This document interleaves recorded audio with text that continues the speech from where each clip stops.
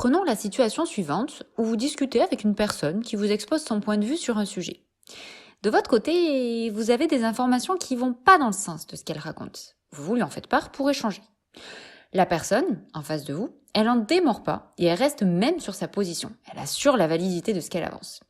Et bien, dans ce genre de situation, il est probable que la personne à qui vous ayez affaire manque d'humilité intellectuelle. Je m'appelle Yvan Nuel, je suis enseignante-chercheuse au Centre de recherche sur la cognition et l'apprentissage à l'Université de Poitiers. Et une partie de mes recherches porte justement sur cette humilité intellectuelle, dont je vous parle plus en détail dans l'article In Mind.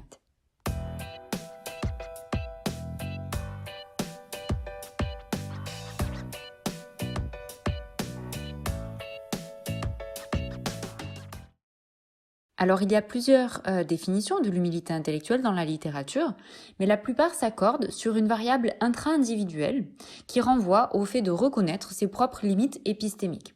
En gros, ça renvoie au fait de reconnaître qu'on peut être faillible et qu'il peut y avoir des lacunes dans nos connaissances ou nos croyances. L'humilité intellectuelle est parfois étudiée comme un trait, une tendance générale que les individus ont plus ou moins.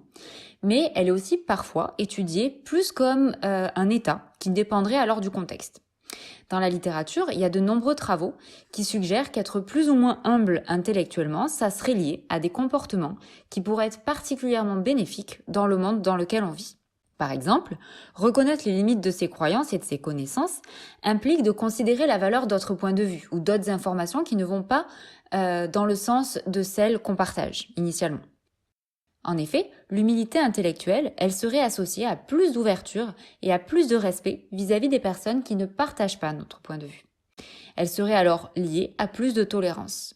Et donc dans un contexte où la polarisation des points de vue peut mener à des conflits entre groupes, eh bien l'humilité intellectuelle, elle pourrait favoriser un climat sociopolitique plus apaisé. Mais dans le cadre de l'humilité intellectuelle, être ouvert au point de vue opposé, ça ne veut pas dire être ouvert à tout ce qui se présente de manière aveugle. Plus les personnes sont humbles intellectuellement et donc reconnaissent leurs propres limites sur le plan épistémique, plus elles accordent de l'importance dans le fait que leurs croyances soient corroborées par des preuves et plus elles ont tendance à chercher à vérifier si les informations qu'on leur présente sont avérées. De tels comportements seraient particulièrement bénéfiques dans un contexte où de fausses informations peuvent circuler. En fait, de manière plus générale, les personnes intellectuellement humbles, elles s'investiraient davantage dans l'approfondissement d'un sujet si elles ne le comprennent pas ou si elles n'ont pas réussi à le maîtriser dans un premier temps.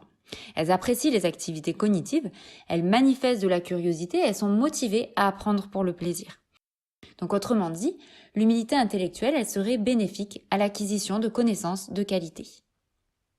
Ceci n'est bien sûr qu'un aperçu des principaux travaux sur le sujet, mais si la situation présentée au début de cette vidéo vous a parlé et que vous souhaitez en savoir un peu plus sur le concept d'humilité intellectuelle qui pourrait sous-tendre ce genre de comportement, n'hésitez pas à aller lire l'article sur InMind, le lien est dans la description de cette vidéo.